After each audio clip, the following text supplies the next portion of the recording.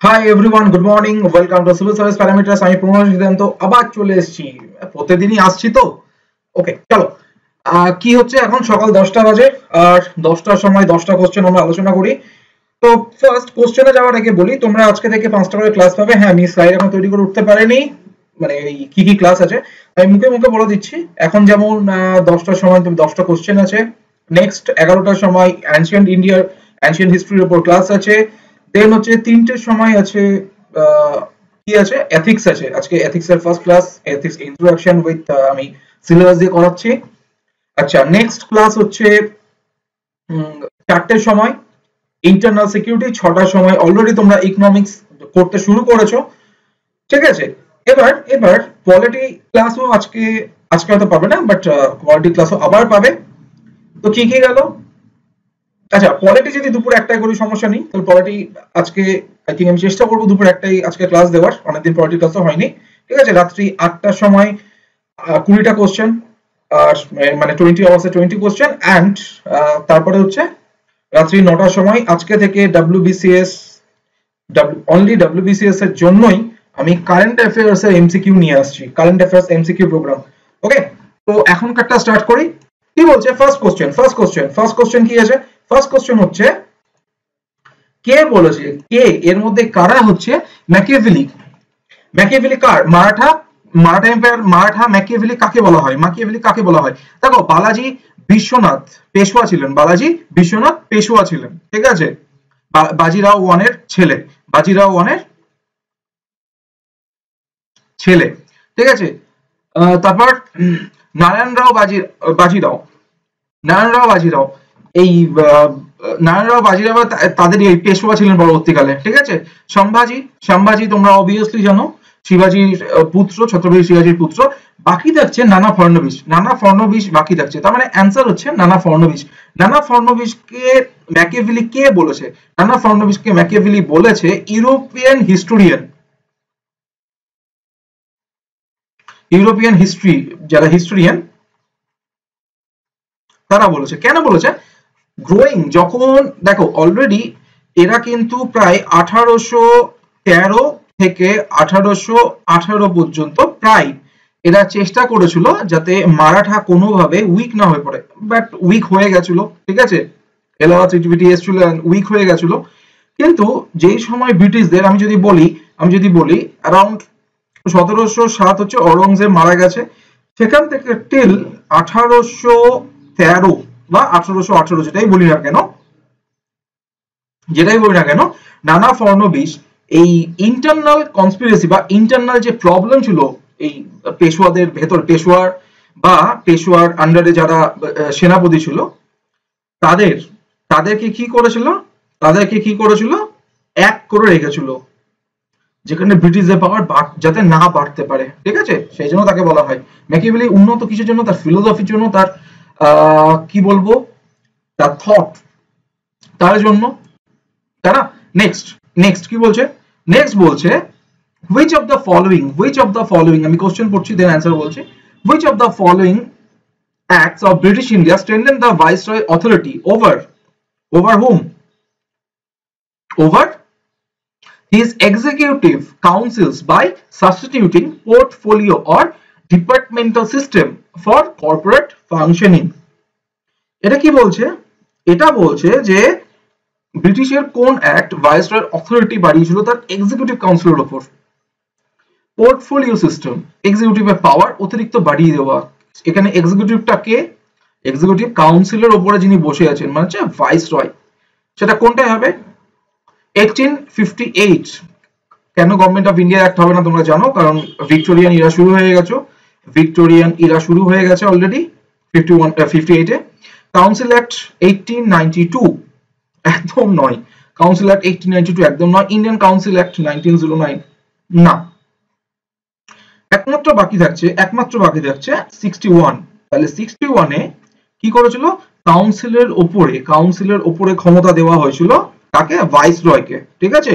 এটা মূলত এই ব্রিটিশ পার্লামেন্ট এই পোর্টফোলিও সিস্টেমটা ইন্ট্রোডিউস করেছিল, পোর্টফোলিও সিস্টেম। কারণ কি বলছে এখানে? বলছে যে এক্সিকিউটিভ কাউন্সিল যা বলছে ইন্ডিয়ার ক্ষেত্রে, ভাইসরয়কে সুপার একটা পাওয়ার দেওয়া হয়েছিল, কাউন্সিলকে তুমি থাকলো অ্যাডভাইস দেবে, থাকলো এরকম ব্যাপার। ধরো হে লক্ষণ, লক্ষণ খাবে না কিন্তু ধরেই বসে থাকবে, হলো? তাহলে অ্যান্সার হচ্ছে এ। নেক্সট কি বলছে, which of the following organizations provide medical help to Turkish troops in the Balkan War? Balkan war নিয়ে বলেছে, বালকান ওয়ার নিয়ে বলেছে যে বালকান ওয়ার মূলত এই কোন ট্রুপ, মানে সরি টার্কিশ ট্রুপকে কে হেল্প করেছিল, কোন অর্গানাইজেশন? আমি বালকান ওয়ার নিয়ে আমি আসবো, এটা জাস্ট একটু জেনে রাখো। বালকান ওয়ার মূলত রেসিস্ট একটা ওয়ার ছিল, ঠিক আছে? অ্যান্সার হচ্ছে ডি, অ্যান্সার হচ্ছে ডি।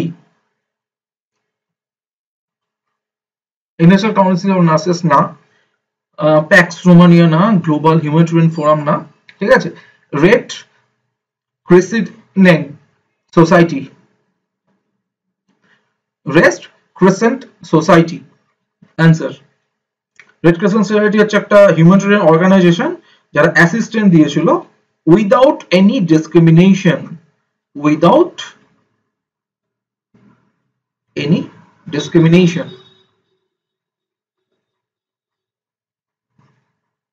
কাকে দিয়েছিল? বালকান ওয়ারে। কাকে দিয়েছিল? বালকান ওয়ারে।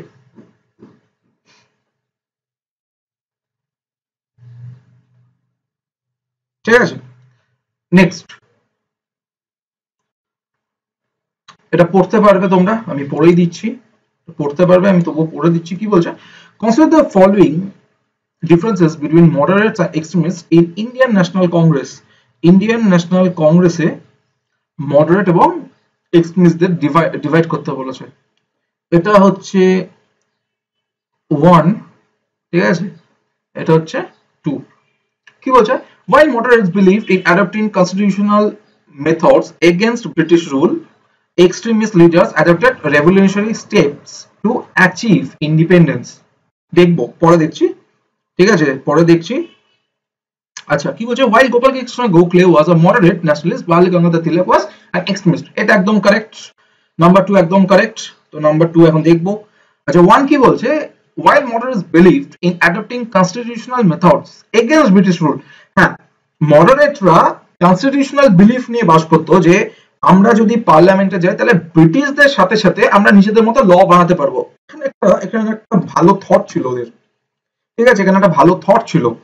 পরবর্তীকালে দেখো আগেকার মডারেটরা, যে আমরা ইন্ডিয়ান হিস্ট্রিতে কি বলেছি, আগেকার মডারেটরা শুধু দয়া দাক্ষিণ্য চাইতো, ওকে।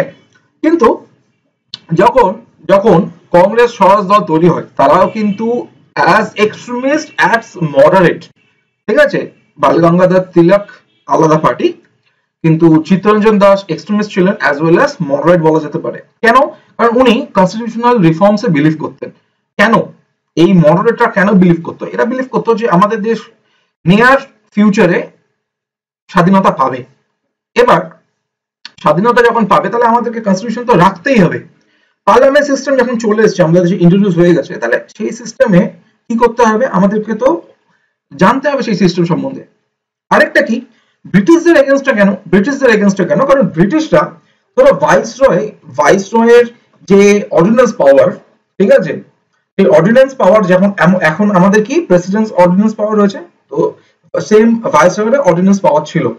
এখন বিরোধীরা যদি একভাবে অর্ডিন্যান্সের উপর সেটা যখন পার্লামেন্টে আসে, যদি বিরোধীরা একজোট হয়ে ভোট দিয়ে দেয়, যদি বিরোধীর পার্সেন্টেজ অধিক বেশি থাকে, তাহলে সেটা আলোচনার জন্য ব্যাক করে যেতে পারে, ঠিক আছে, আবার আলোচনা হবে, সেটাকে আবার হয়তো জয়েন্ট সিটিং আসতে পারে। তো সেই একই জিনিস চেষ্টা করেছিলাম, কারণ রুল অফ ল কিন্তু ব্রিটিশরা মেনটেন করতো। হ্যাঁ, এটা তো ঠিক আছে, মেনটেনটা করতো, ঠিক আছে। তাহলে এটাও কিন্তু কারেক্ট। তার মানে নাম্বার সি হচ্ছে কারেক্ট অ্যান্সার, নাম্বার সি হচ্ছে কারেক্ট অ্যান্সার, 1 and 2 বোথ, ঠিক আছে, 1 and 2 বোথ। নেক্সট কোশ্চেন আসবো, নেক্সট কোশ্চেন কি বলছে, সিঙ্গেল সিটিজেনশিপ। সিঙ্গেল সিটিজেনশিপ নিয়ে বলছে, আমাদের তো সিঙ্গেল সিটিজেনশিপ আছে, তাই না? Single citizenship in India has been taken from which country? কি বলেছে, ব্রিটেন, কানাডা। Both অর নয়? ওকে, সিঙ্গেল সিটিজেনশিপ আমাদের দেশে যেটা ইন্ট্রোডিউস হয়েছে অ্যাকচুয়াল, সেটা কি বলা যেতে পারে?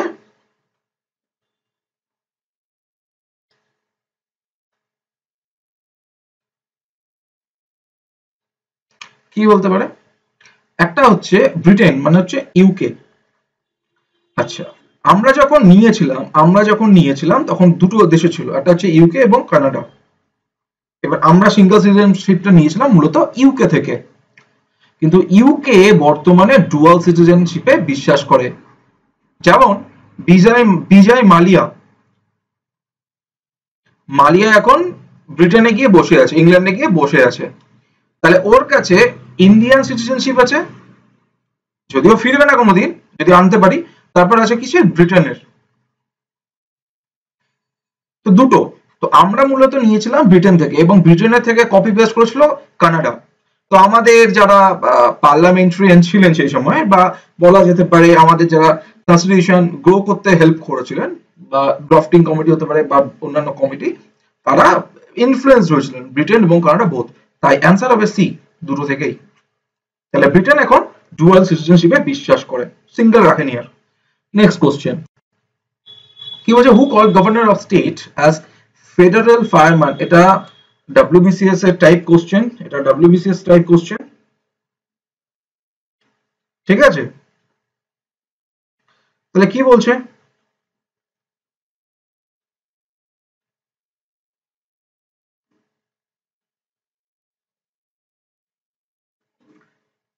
কে কে কোথায় গেল, পেন আছে? হ্যাঁ, কি বলছে, who call governor of state as federal fireman? K T Shah নয়, কেটি শাহ বলেনি, আম্বেদকরও বলেনি, রাজেন্দ্র প্রসাদও বলেনি। এখানে এখানে কি সি রাজা গোপালাচারিয়া। এর থেকে আর বেশি কিছু দরকার নেই। আমি জাস্ট একটু বলে দিই, ফেডারেল ফায়ারম্যান বলছে লাইক ফায়ারম্যান। তো গভর্নর কেন ফেডারেল ফায়ারম্যান? ধরো পার্টি পলিটিক্স, স্টেটের গভর্নর হচ্ছে স্টেটের হেড, কনস্টিটিউশন হেড। তো ইন কেস ডুয়াল পার্টি, যেমন পশ্চিমবঙ্গে এখন অন্য পার্টি রয়েছে, সেন্ট্রাল গভর্নমেন্টে অন্য পার্টি রয়েছে, তো ইন ইন ইন কেস যদি ক্ল্যাশ হয়, তো ফার্স্ট মেটাবে কেস সেন্ট্রাল। এবং দেখবে আমাদের যিনি আমাদের এখন গভর্নর রয়েছেন, আমি নাম বলছি না, তো ভদ্রলোক মাঝে মাঝেই বক্তৃতা দেন যে আমাদের স্টেট গভর্নমেন্ট সেন্ট্রালকে ফলো করছে না সঠিকভাবে, গভর্নমেন্টের আরো বেশি এগিয়ে যাওয়া উচিত, হ্যান ত্যান। তো মূলত সেন্ট্রালের সমস্ত যে কি বলবো স্কিমস সরকার ফলো করছে কিনা, তো সেটা দেখার দায়িত্ব গভর্নরের। স্টেট কনস্টিটিউশন মেনটেন করে চলছে কিনা সেটা দেখার দায়িত্ব গভর্নরের। ইন কেস এমার্জেন্সি যদি পিরিয়ড চলে আসে, তাহলে সেন্ট্রালের হয়ে এই স্টেটটাকে, ধরো স্টেট এমার্জেন্সি লাগু যদি হয়ে যায়, ঠিক আছে, যেটাকে আমরা প্রেসিডেন্স রুল বলেও জানি, আর্টিকেল 356 অর 365, যে কোনো অনুযায়ী আর্টিকেল 356 লাগানো যায়। যদি হয়ে যায়, তাহলে সেন্ট্রাল গভর্নমেন্টের মূলত কে রাষ্ট্রপতির রিপ্রেজেন্টেটিভ হিসেবে কন্ট্রোল করবে? কে? গভর্নর। সেজন্যই ওনাকে ফেডারেল ফায়ারম্যান বলেছেন C Rajagopalachari. Next question, who among following functions as chairman of zonal council? এটা তোমরা প্রত্যেকেই জানো, এটা বলার কিছু নেই। জোনাল কাউন্সিলের মিটিং কিছুদিন আগেই হয়েছে, জোনাল কাউন্সিলের মিটিং কিছুদিন আগেই হয়েছে, কে?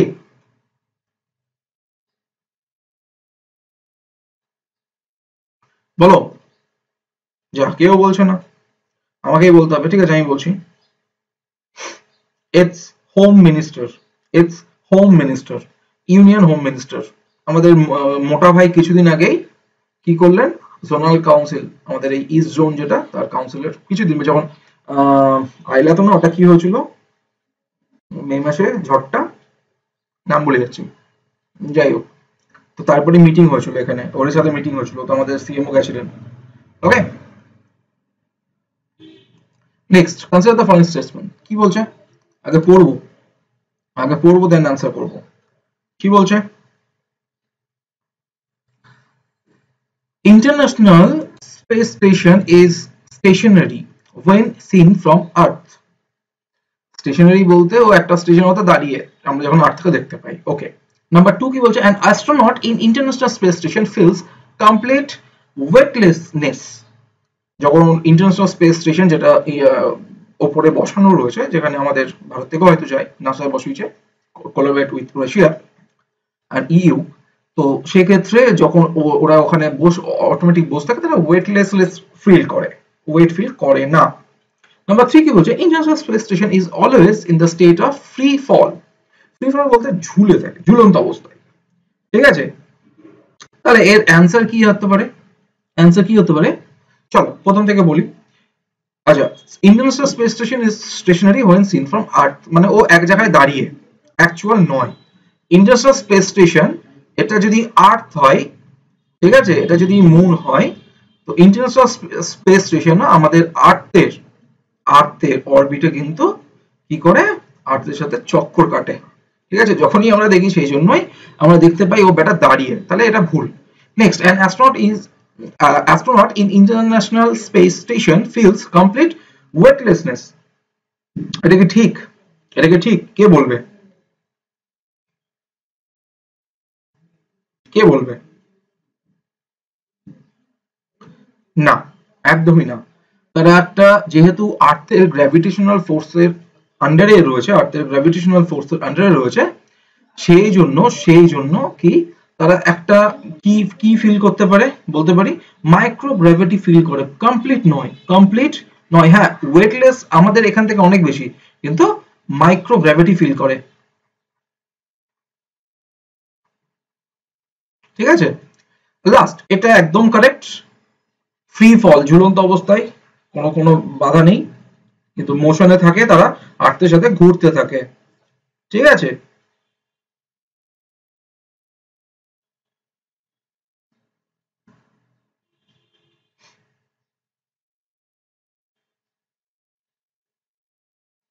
কি বললাম তাহলে, তারা আর্থের সাথে ঘুরতে থাকে, সেই জন্য হ্যাঁ ঝুলন্ত অবস্থাতে রয়েছে, আর নিজের গ্র্যাভিটিতে ওদেরকে টেনে রেখেছে। ওকে ওকে, তাহলে 3 নম্বরটাই হচ্ছে কারেক্ট, অনলি 3 নম্বরটাই হচ্ছে কারেক্ট, তো অ্যান্সার বি হচ্ছে কারেক্ট এখানে। লাস্ট দুটো কোশ্চেন বাকি। কি বলছে, Buddhist Monk converted Milanda into, আচ্ছা, মিলান্দা টু বুদ্ধিজম। মিলান্দা পানহো, আমরা পড়েছি একটা বই, মিলান্দা পানহো। তো ইন্দো গ্রিক কিং হচ্ছেন মিলান্দা। ওকে, তো তাকে কে কনভার্ট করেছিল? ইটস গৌতম বুদ্ধ ছিলেন না, ইটস নাগসেনা, ইটস নাগসেনা। এখানে আর কিছু বলার নেই, এটুকু মাথায় রাখলেই হবে। লাস্ট, এলজিবিটি কি বলছে, which state is said to conduct a dedicated state level আদালত for LGBT?